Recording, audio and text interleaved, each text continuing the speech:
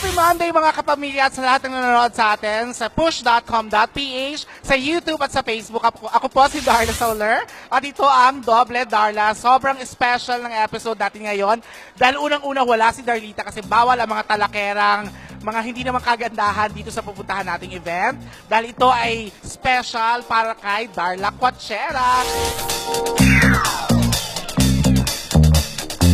Nandito tayo ngayon sa anniversary concert ng FPJs ang Probinsyano at mamaya-maya lang makakausap natin ang bida ng most watched teleserye sa primetime na si Coco Martin. Kaya abangan nyo yan at abangan nyo lahat ng may scoop namin dito sa mga kaibigan nating artista na bisita sa concert ngayong gabi.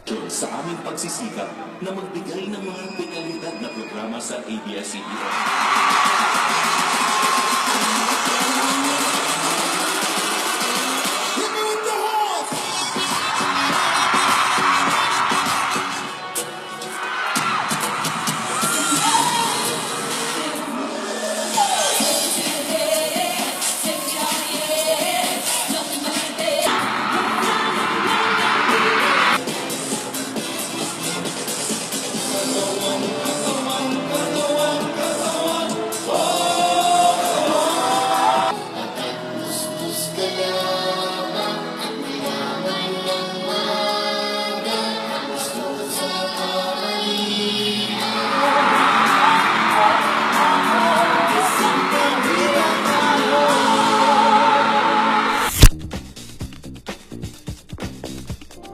Congratulations! After nakaisang taon, anong pakiramdam?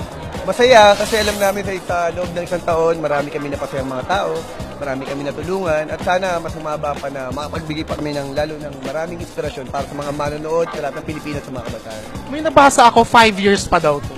6 years. 6 years pa? Joke lang. Hanggat gusto ng Pilipino, hanggat may naibibigay kami, hanggat nakakatulong kami, hanggat napapasaya namin ang aming mga manonood na dito ang probinsyano. Tanungin ko lang, sundutin ko lang yung sinabi ni Tita Susan kanina. Nasabi niya, gusto niya na makakita ng mga maliliit na Coco. Malapit na ba yun po? Gusto ko na rin eh. Kaso naghahanap lang talaga ako ng panahon. Darating din yun. Panahon lang ba? Kasi sabi niya sana matagpuan mo na. Pati yun, hinahanap ko. Kasama sa panahon yun. Hindi ba ba natatagpuan? Busy. Busy lang. Okay. Thank you po. Salamat. Maclis, welcome. Kamusta ang gabi ng probinsyano para sa inyong dalawa? Feel namin talaga parang sobrang special namin. Kahit baguhan lang kami sa probinsyano, pero yung supporters grabe. Parang feel namin, ang tagal na namin sa probinsyano. Tsaka feel namin na parte kami ng pamilya ng probinsyano. Unahin natin sa projects. Grabe mo. Commercials, tapos may mga parating na projects na kayo ang bida. Anong pakiramdam? Parang panaginip lang po. Kasi hindi namin in-expect na paglabas ng PBB yun nga. Parang tuloy-tuloy po yung blessing sa amin. Paglabas ko, di ko rin akalain na yung makikilala ko siya na mas makikilala pa. Uti-uti ko siya nakikilala talaga. Ikaw nagsabi na mas nakikilala mo siya. Siyempre, ang dami nagtatanong online. Nag-level up na ba ang pagtitinginan yung dalawa? Ngayon ba may something na? Ayan, ikaw kasi. Totoo naman, nag-level up.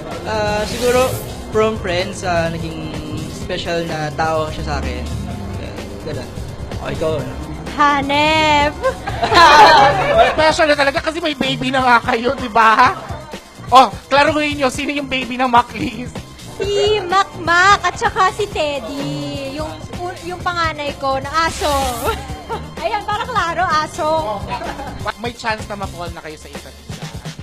Hindi naman kasi parang mahirap ma-fall kay Makoy. Yun lang masasabi ko, hindi naman mahirap.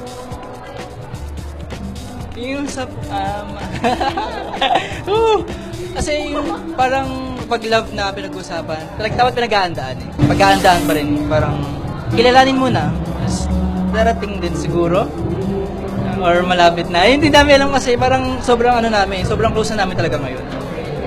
Hindi alam kung ano meron. Ganun. I'm sure na-appreciate ni Elise yun kasi alam mo yung pinagdaanan niya at alam ko ayaw niya magmadali agad na pumasok sa ganon, di ba? So, ayun, thank you. Mag-rest kayo kasi sasala pa yata ulit kayo. At congratulations. More blessings. Ayun.